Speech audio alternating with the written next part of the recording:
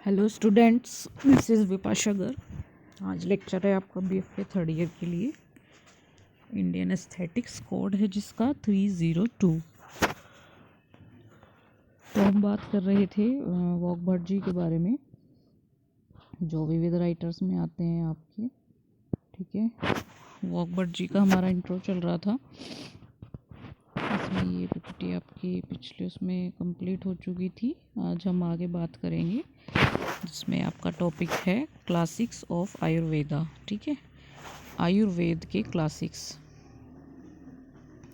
तो आयुर्वेद के क्लासिक्स में इनका क्या रोल था ये बताया गया है इसमें वॉकबर्ड जी का।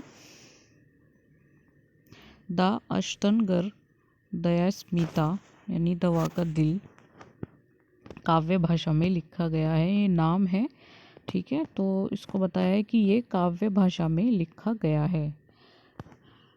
द अष्टनगर्दीय स्मिता जैसे चिकित्सा का संकलन एक लंबा और कम संक्षिप्त कार्य है ना। इसमें मतलब ब्रैकेट में बताया जैसे चिकित्सा का संकलन, जो आपके जैसे हम किसी भी चीज़ की चिकित्सा करते हैं उसका संकलन जो है ना, यानी ये दवा से रिलेटेड है, चिकित्सा से रिलेटेड है जो ये काव्य है। ठीक है, तो ये एक लंबा और कम संक्षिप्त कार्य है, यानी लंबा और कम। ठीक है, जिसमें कई समानांतर मार्ग और गद्य में व्यापक मार्ग शामिल है ना। इसमें मतलब कई सारे समानांतर मार्ग भी हैं और गद्य में व्यापक मार्ग भी शामिल हैं। 7120 में लिखा गया है, ये भी एक नाम है।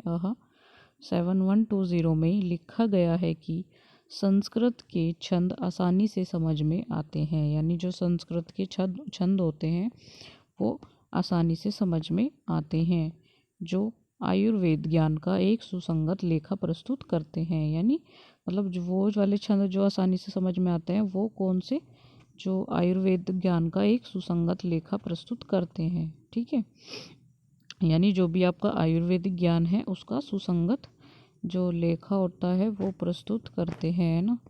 तो इसमें ये इसको समझ के चलना है। ये द अष्टन गंधार स्मिता काव्य भाषा में लिखा गया है और ये चिकित्सा का संकलन भी है, दवा का दिल भी है।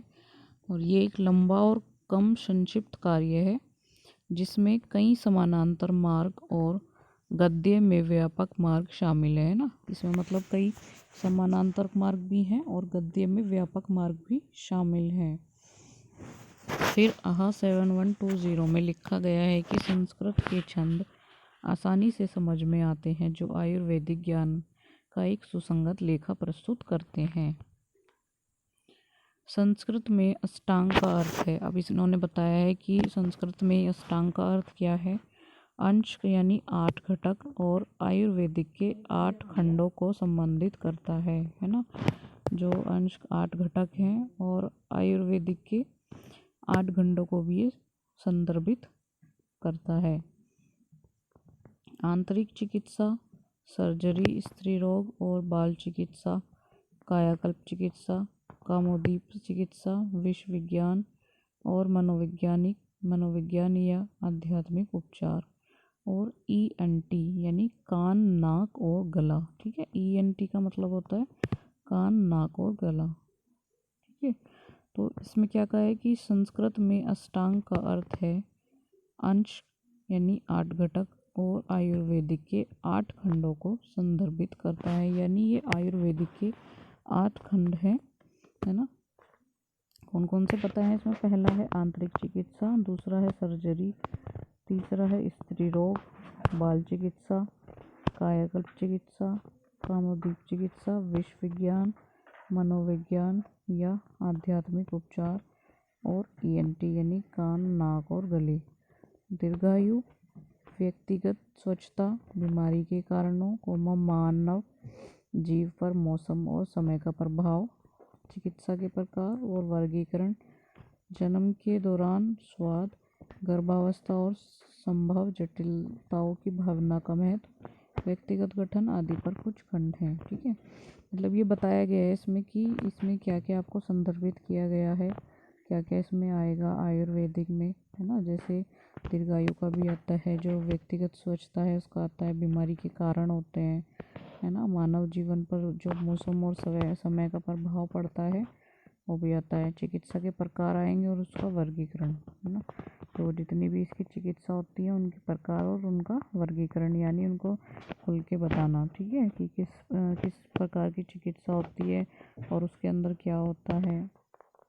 जन्म के दौरान का स्वाद होता है, गर्भावस्था और संभव जटिलताओं की भावना का महत्व, है ना, यानी गर्भावस्था में और जो जटिलताएं हैं उनकी भावना का महत्व बताया जाता है, ठीक है। व्यक्तिगत गठन होता है, तो इन सब पर कुछ खंड होते हैं, यानी इन सब के अंदर का कुछ ना कुछ बताया जाता है ना। तो एक तो आप इसमें ये ध्यान रखिएगा कि अष्टांग का अर्थ क्या बताया इन्होंने, और जो आयुर्वेदिक के 8 खंड हैं उनको इन्होंने इसमें संदर्भित किया है, ठीक है। एक तो सबसे पहले हो गया कि आपका संस्कृत में अष्टांग का अर्थ है अंश, है ना, यानी 8 घटक, ठीक है। और आयुर्वेद के 8 खंडों को संदर्भित करते हैं वे। आयुर्वेदिक के 8 खंड बताए हैं इन्होंने, उसमें संबंधित किया है। जैसे आंतरिक चिकित्सा है, सर्जरी है, स्त्री रोग है, बाल चिकित्सा है, कायाकल्प चिकित्सा है, कामोद्दीपक चिकित्सा है, विश्व विज्ञान है, मनोविज्ञान, आत्मिक उपचार, ईएनटी यानी कान नाक गले के उपचार भी होते हैं, ठीक है। बाकी जो ये सब डिस्कस किया है ये खंड होते हैं इसमें, और इसमें खंड के ऊपर कुछ ना कुछ बताया गया है।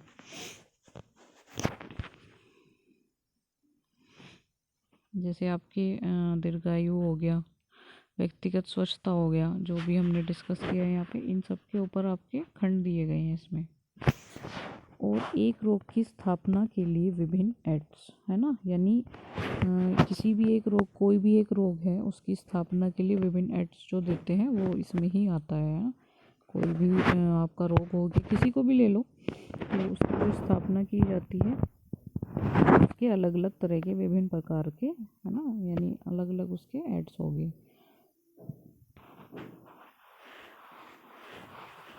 चिकित्सीय रूप से प्रेरित उल्टी, जुबाल का उपयोग, एनीमा, ऐसी चिकित्सा और आवश्यक दवाओं के दौरान हो सकने वाली जटिलताओं सहित 5 क्रिया उपचारों, है ना, यानी इसके परिणाकर्मा पर भी विस्तृत जानकारी है, ठीक है।